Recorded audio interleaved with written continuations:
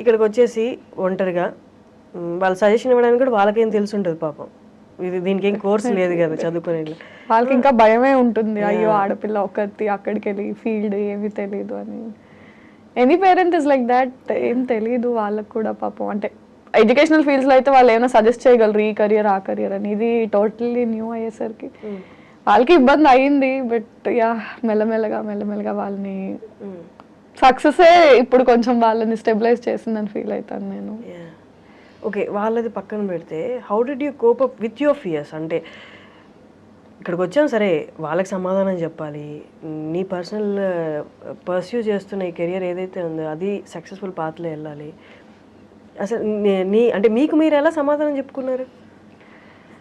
I should tell you, I still don't have answers to many of the questions running in my mind. అంటే 2020లో స్టార్టింగ్లో ఉన్న questions 2024లో ఇప్పుడున్న questions వేరు, but questions అయితే మైండ్లో ఇంకా ఉంటూనే ఉంటాయి.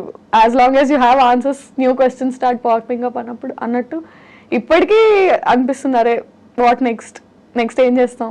ఐ మీన్ ఇంకా ఇన్ని హిట్ సిరీస్లో వచ్చినా కూడా still it's a question mark and still it's a హజిల్ only. ఎలా ఆన్సర్ చేసుకున్నాం అంటే it's just that I'm determine to work. అంటే టాలెంట్, హార్డ్ వర్క్ బిలీవ్ చేసుకొని someday I will make it అన్న హోప్ అయితే ఉంది.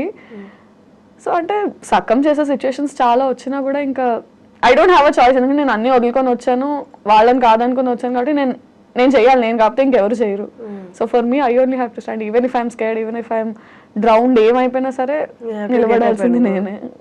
సో ఇంకే ఆప్షన్ లేదు కాబట్టి ఐ హ్యాడ్ టు స్టాండ్ అంతే. అంటే ఇన్ని సిరీస్ తర్వాత కూడా నెక్స్ట్ అనేది పాత ఏమీ డిటర్మైన్డ్గా ఉండదు కదా, యాజ్ యూ సెడ్ అక్కడ భయం ఉంటుంది అని. బట్ మై క్వశ్చన్ ఈజ్, అసలు ఏంటి, you want get into films or a acting అయినా పర్లేదు అనుకున్నారా? I want to get into films obviously. అంటే మనం చిన్నప్పటి నుంచి ఏది చూసి ఇన్స్పైర్ అయ్యామంటే సినిమాయే మనల్ని ఇన్స్పైర్ చేస్తుంది at any point of time. Definitely want to get into films. And it's not a cake walk also. It's not easy that you just get anything. And try చేస్తున్నాము. అంటే definitely 4 years back కన్నా ఒక better పొజిషన్లో ఇప్పుడు ఉన్నాము. And with hope that ఇప్పటికన్నా better పొజిషన్లో next ఉంటాం. ఎందుకంటే మనకంటూ ఒకటి క్రియేట్ చేసుకున్నాం కాబట్టి ఆ హార్డ్ వర్క్ అదంతా it just won't go in vain. All these years you worked and you're standing here. So definitely you'll make it further అన్న కాన్ఫిడెన్స్ అయితే ఉంది. సో ఫర్ ఎనీ ఆపర్చునిటీస్ లేదా ఏదైనా? యా చేస్తున్నాను కొన్ని ఫిలిమ్స్. అండ్ అగైన్ అంటే అదే our industry is very volatile, అంత సర్టెన్ కాదు, మనకున్న రెస్ట్రిక్షన్స్, కొన్ని పరిధులు దాటి మనం చేయలేము. అండ్ మనకు వచ్చే ఆపర్చునిటీస్ అంటే ఇట్స్ లైక్ ఒక గిరి గీసుకొని నువ్వు ఉన్నప్పుడు పైనుంచి ఏమైనా పడితే ఆ గిరిలో ఎన్ని పడతాయి, ఆ పడిన వాటిలో నువ్వు ఎంచుకొని వెళ్ళడం అనేది, if you are an open field and whatever falls on you you take it, it's different. You again have your own set of boundaries and అందులో నీకు వచ్చే ఆపర్చునిటీస్ అందులో నువ్వు చూస్ చేసుకుని. సో ఆ ఫిల్టరేషన్ ప్రాసెస్లోనే చాలా వరకు హిండ్రెన్సెస్ వస్తాయి. బట్ అది స్కేర్ చేయదా? నాకు సూట్ అయ్యేవి ఎన్ని సంవత్సరంలో ఎన్ని వస్తున్నాయి, వచ్చిన వాటిలో నా దాకా ఎన్ని వస్తున్నాయి? Definitely does. లేదు, ఐ టు టెల్ దిస్ అంటే many a times it's like ఇవాళ ఇట్లా షేప్ అవ్వడానికి reason many things that broke my heart or నాలాగే చాలా మంది యూట్యూబర్స్, యాక్టర్స్, నాతో పాటు డెబ్యూటెంట్స్, ఒక ఫ్రెండ్స్ బ్యాచ్ ఉంటుంది కదా వేర్ ఒక సినిమా చూసి అరే ఈ రోల్కి నేను ఆడిషన్ చేశాను, నేను అందులో సెలెక్ట్ అయితే బాగుండేది అని, స్క్రీన్ మీద ఆ రోల్ వచ్చాక ఓహో వీళ్ళకి వెళ్ళిందా ఈ రోల్, మనం చేయలేదు, అరే మనం ఎందుకురా సెలెక్ట్ చేసుకోవట్లేదు, ఆ ఫీలింగ్ మనం డిస్కస్ చేసుకునే ఒక బ్యాచ్ ఉంటుంది. అందరం కలిసి సినిమా చూసి ఇది నేను చేయాల్సింది అనుకునే బ్యాచ్ ఉంటుంది. అలాంటి ఒక బ్యాచ్లో నీ లోస్ హైస్ అన్ని నువ్వు షేర్ చేసుకున్న ఫ్రెండ్స్లో కూడా వాళ్ళకు ఒక సినిమా ఛాన్స్ వచ్చి వాళ్ళు ఒక డెబ్యూటెంట్గా ఒక మూవీ ఒక ప్రాజెక్ట్ స్టార్ట్ చేస్తే నువ్వు ఎంత హ్యాపీ ఫీల్ అవుతావో, యూల్ ఎక్స్పెక్ట్ దట్ అరే మనోడు ఆర్ మన పిల్ల అక్కడికి వెళ్ళి ఒక సినిమా చేస్తుంది అంటే మేబీ కాస్టింగ్లో నాకు ఆపర్చునిటీ ఉంటుందేమో, నన్ను కన్సిడర్ చేస్తారేమో మనోళ్ళు కదా అని. That doesn't happen. కెరియర్లో మన అనేది ఉండదు. నా we can't call them selfish or స్వార్థం అనలేము. ఎందుకంటే ముందు నేను అంటూ వెళ్తే పక్కనోడిని తీసుకురావడానికి అనే మైండ్ సెట్లో ఉంటుంది. So it many times broke my heart, and very recently I can't take names, but it's like నీ వెరీ సర్కిల్లోనే నువ్వు దరిద్రాలని కలిసి షేర్ చేసుకున్న వాళ్ళైనా సరే వన్స్ వాళ్ళకు ఒక ఆపర్చునిటీ వచ్చినప్పుడు they not look at you and తెలిసి ఏ నీకు కూడా ఇస్తాను ఆపర్చునిటీ రా. కాస్టింగ్ అప్పుడు మనం అనుకుంటాం ఓకే మన వాళ్ళే కాబట్టి వీళ్ళు ఇప్పుడు మనల్ని కన్సిడర్ చేస్తారేమో. It doesn't happen. మన అనేది అసలు కెరియర్లో ఎక్కడా ఉండదు. నువ్వే పోరాడాలి, నువ్వే నుంచోవాలి, నువ్వే ఆడవాలి, నువ్వే నవ్వాలి. Nobody is gonna help you. People are gonna clap for you and say ఏ ఇది బాగా చేసావు. బట్ ఈ ఆపర్చునిటీ కావాలి అన్నప్పుడు ఏ రా నువ్వు బాగా చేస్తావు నీకు ఇది ఇస్తాను. Then they are on their own. So we've learned it the hard వే.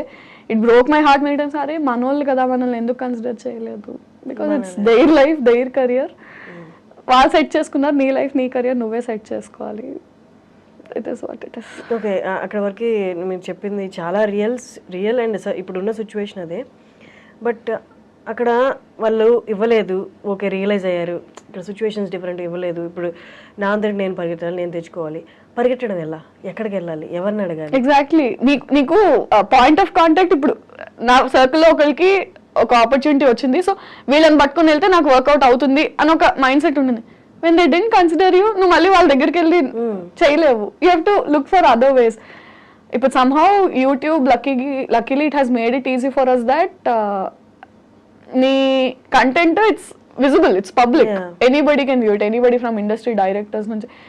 లక్కీగా ఇప్పుడు దాకా నాకు ఏమైనా ఆపర్చునిటీస్ వస్తే ఎవరి రిఫరెన్స్ వల్ల కాదు, నా వర్క్ వల్ల వాళ్ళు చూసి ఓకే ఈ అమ్మాయి చేస్తుంది బాగానే ఉంది ఏమ్మా చేస్తావా అని వచ్చినవే తప్ప nobody helped me out or nobody somehow ఈ సిఏపిడిటీకి వచ్చినప్పుడు that one guy Ravi Teja Oruganti తను నాకు ఆ ఆడిషన్ వరకు చేసిన హెల్ప్ నేను ఇవాళ వరకు నించున్నాను. I'm always thankful to him. Other than that nobody held my hand and did anything. So అందుకే వర్క్ ని నమ్ముకో, నీ హార్డ్ వర్క్ ని నమ్ముకో, and somehow someday it will take you to places.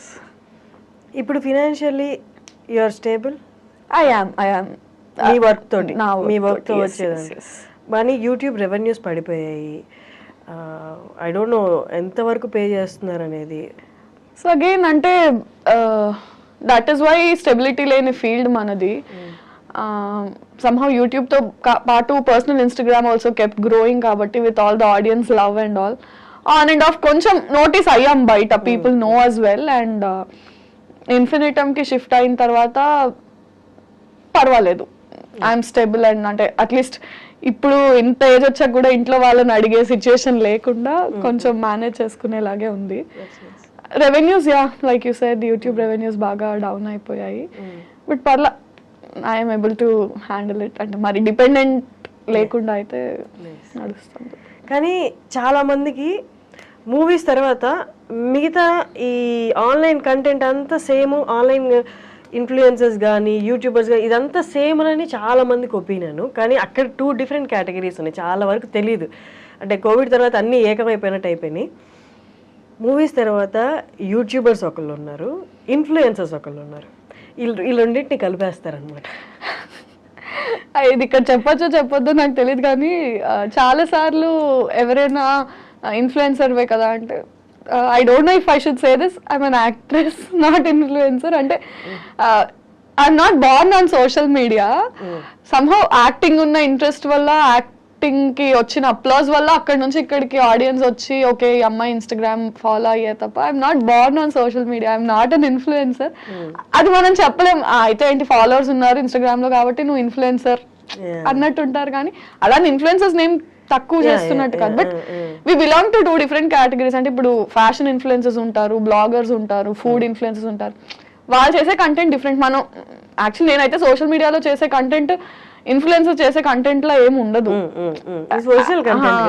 So social మీడియాలో యాక్టివ్ ఉంటాను, కానీ ఆ కంటెంట్ నాది acting related work, web series ఈ కంటెంట్ ఎక్కువ ఉంటుంది తప్ప ఇన్ఫ్లుయెన్సర్స్ చేసే కంటెంట్ ఉండదు. అది తక్కువ కాదు, డిఫరెంట్ అంతే. మన దానికి చాలా డిఫరెన్స్. కరెక్ట్. అండ్ ఇంకొకటి ఇందాక మీరు చెప్తున్నట్టు యూట్యూబ్లో బాగా హిట్ అయిన సిరీస్ ఇది. అంటే ఇప్పుడు ఒక క్లాస్కి 4 సెక్షన్లు ఉన్నట్టు ఆ క్లాసుల్లో 4 సెక్షన్లో మీరే టాపర్ అన్నట్టు అనుకోండి, ఫర్ ఎగ్జాంపుల్ చెప్తున్నా.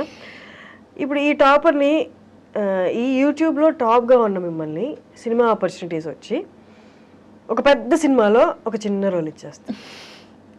అంటే ఇక్కడ మీరు క్యారీ చేసిన కష్టం అంతా తీసుకెళ్ళి ఆ చిన్న రోల్ అలా కనిపించి వెళ్ళిపోవడానికి వాళ్ళు వాడుకుంటారు. వన్ రీజన్ ఈజ్ పెద్ద సినిమాలో ఎంతో కొంత ఫెచ్ అవుతుంది, దీనికి బాగా ఫాలోయర్స్ ఉన్నారనో లేకపోతే కొంచెం ఫేమ్ వచ్చిందనో. బట్ ఓవరాల్గా మీ వైపు నుంచి చూసుకుంటే ఎలాగా హెల్ప్ అవుతుంది? అండ్ సమ్హౌ మ్యాక్సిమం మూవీస్ అక్కడే ఫిల్టర్ అయిపోతూ ఉంటాయి. 2 అప్రోచెస్ ఉంటాయి దీనికి. నేను తెలిసిన వాళ్ళ నుంచి విన్నది ఏంటంటే, నీకంటూ ఒక రోల్ వాళ్ళు రాసుకొని సినిమాల్లో ఇవ్వాలి అంటే నీకు వచ్చిన రోల్స్ అన్నీ నువ్వు ఫస్ట్ చేయాలి. నీకు ఏదొస్తే అది చేస్తే దాని తర్వాత వాళ్ళు ఓహో ఈ అమ్మాయి చేస్తుంది కాబట్టి తిన కోసం ఒకటి రాయాలనే మైండ్ సెట్కి వస్తారు. నువ్వు ఫస్ట్ నుంచే నాకంటూ రోల్స్ రాయాలి, నేను అలా కల్పించి వెళ్ళిపోను అన్న మైండ్లో ఉండద్దు అని ఒక సెట్ ఆఫ్ పీపుల్ చెప్తారు. రెండో సెట్ ఆఫ్ పీపుల్ ఏంటంటే పెద్ద సినిమా చిన్న cinema, big fish small pond, small fish big pond theory లాగా నీకు స్పేస్ అండ్ నీ క్యారెక్టర్కి ఇంపార్టెన్స్ ఉన్నప్పుడు చిన్న పెద్ద అని చూడకుండా తక్కువ రోల్ తక్కువ స్పేస్ అయినా సరే if it's important do it, if it's going to add value to your characterization do it అని. సో మ్యాక్సిమం నేను సెకండ్ డే ఫాలో అవుతున్నాను. అంటే వేర్ స్క్రీన్ స్పేస్ డ్యూరేషన్ కాకుండా importance. I mean if my character just last for 5 minutes but it still makes a difference and impact ఉంటుంది అంటే I'm doing it only. Nice. కానీ ఇప్పుడు దాకా వచ్చిన సినిమాల్లో పెద్ద సినిమా వచ్చి చిన్న రోల్ వచ్చినా ఏమైనా రిజెక్ట్ చేసినవి ఉన్నాయా? రిజెక్ట్ ఏం చేయలేదు, బట్ అవి అలా అలా వచ్చి అలా పాస్ అయిపోతాయి. I don't want to take names, but yeah వచ్చాయి, పెద్ద ప్రొడక్షన్స్లో వచ్చాయి. అంటే అది వాళ్ళకి హెల్ప్ అవ్వదు, నాకు హెల్ప్ అవ్వదు, ఏదో ఉన్నానంటే ఉన్నాను అన్నట్టు కనిపించి యూజ్ లేదు కదా. అంటే ఇట్స్ నాట్ గోనా హెల్ప్. ఇప్పుడు పెద్ద కాస్ట్ ఉన్న సినిమాలో విరాజిత కనిపించిందంటే పెద్ద క్యాస్ట్కి ఏంటి, ఇట్ డజంట్ మేక్ డిఫరెన్స్. ఆ సినిమాలో ఆ నిమిషం నేను కనిపించిన దానికి నేను నన్ను చూసుకొని అరే నేను కనిపించాను అనుకునేలా కూడా ఎవరికి గుర్తు కూడా డజంట్ మేక్ డిఫరెన్స్. అలాంటివి